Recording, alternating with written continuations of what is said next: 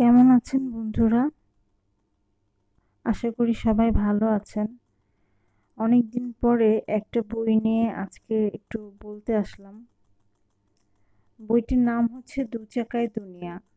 লিখেছেন বিমল মুখার্জি। সম্পাদনা করেছেন অমরেন্দ্র চক্রবর্তী। এটি একটি মূলত ভ্রমণ কাহিনী। বিমল মুখার্জি 20 শতকের দ্বিতীয় বিশ্বযুদ্ধের আগে আগে বিশ্ব ভ্রমণে বেরিয়েছিলেন একটি সাইকেলকে সম্বল করে। সাথে বেশ কয়েকজন বন্ধুও ছিল। মূলত এর উপর বেস করে বইটি উনি লিখেছেন, ওনার ভ্রমণ অভিজ্ঞতা। বইটির পেছনে উনি যেটি এখানে যা লেখা আছে সেটা হচ্ছে, আমি যখন 1926 সালে রওনা হই, মা তখন অচৈতন্য। আজ মার হাসি ধরে না। আমার জন্য কি করবেন ঠাউরে উঠতে পারছিলেন না। অতিথি আগন্তুকরা বিদায় নেবার পর দীর্ঘরাত্রি মার সঙ্গে গল্প করে কাটালাম। এই দিনটির কথা ভেবে নিজেকে কতদিন কত উৎসাহ দিয়েছি, আর আজ সেই চিন্তা বাস্তবের রূপ নিয়েছে। বইটি প্রকাশ করেছে বাতিঘর।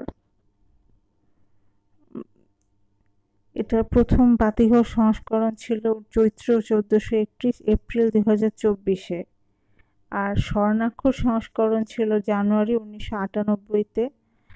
কিন্তু প্রথম প্রকাশ বইটি হয়েছিল 1986 সালের জুন মাসে। প্রচ্ছদ করেছেন সব্যসাচী হাজরা। মূল্য 600 টাকা। বইটি সম্পর্কে বাতিঘর একটি ভূমিকা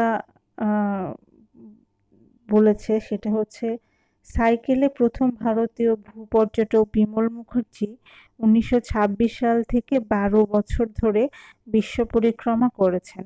তার সেই বিপুল অভিজ্ঞতা লিখেছেন দু চাকায় দুনিয়া বইয়ে। সাইকেলে বিশ্বভ্রমণের সেই মহাগ্রন্থ এবার বাংলাদেশের পাঠকের হাতে তুলে দিল বাতিঘর।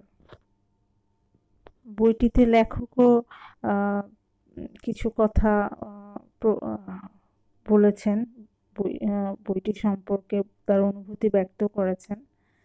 দেশ দেখতে কার না স্বাদ হয়, তবে হাতে একটা পয়সা না নিয়ে পৃথিবী ভ্রমণের শখ মেটানো সময় সাপেক্ষ ও রীতিমতো কষ্টসাধ্য। আমার এক যুগের ওপর সময় লেগেছিল, 1926 থেকে 1937। টাকা রোজগার করেছি পথে, কখনো ফটোগ্রাফার, কখনো নাবিক, কখনো পাইলট, নানা বিষয়ে স্কুল কলেজে বক্তৃতা দিয়ে, কখনো বা মাছ ধরার ট্রলারে নানা রকম কাজ করে, কখনো স্কুলে পড়িয়ে ডেয়ারি ফার্মে গোপালন করে। শারীরিক পরিশ্রম করে কতভাবে অর্থ উপার্জন করেছি তার ইয়ত্তা নেই। মনে হয় এক জীবনে অসংখ্যবার আমি জন্ম পরিগ্রহ করেছি। সব কাজের মধ্যে নিজের অভিজ্ঞতা বাড়াতে চেষ্টা করেছি। কত জাতের, কত স্ত্রী পুরুষের সঙ্গে মেলামেশা করার সুযোগ পেয়েছি। তারা আমার মনের প্রসার বাড়িয়েছে এবং অনেক সংস্কার মুক্ত হতে সাহায্য করেছে। সার্থক হয়েছে আমার ভ্রমণ। মা বইটি লিখতে খুব উৎসাহ করেছিলেন। 12 বছর ধরে সপ্তাহে একটা করে চিঠি দিয়েছি। মা লিখেছিলেন, তোমার জীবনের সব ঘটনা আমার কাছে ধরা আছে। ভ্রমণ শেষ করে বই লিখতেই হবে। তাই এই বই। ভ্রমণ শেষ করবার প্রায় 50 বছর পরে লেখা। আমি ভারতের যুবগণকে বইটি উৎসর্গ করলাম। 1 জানুয়ারি 1986। বইটির একটি অসাধারণ দিক হলো, বইটি প্রকাশের কথা জানতে পেরে রবীন্দ্রনাথ ঠাকুর 1930 সালের 5 জুন লন্ডন থেকে তাকে একটি আশীর্বাদ বাণী পাঠিয়েছেন। কল্যাণী আসু, তোমার অসাধারণ অধ্যবসায় সম্পূর্ণ সার্থক হোক, এ আমার আশীর্বাদ। এখানে রবীন্দ্রনাথের সঙ্গে বিমল মুখার্জির একটি ছবিও সংযুক্ত আছে। পুরো ভ্রমণটি তিনি সাইকেলে করে করেছেন।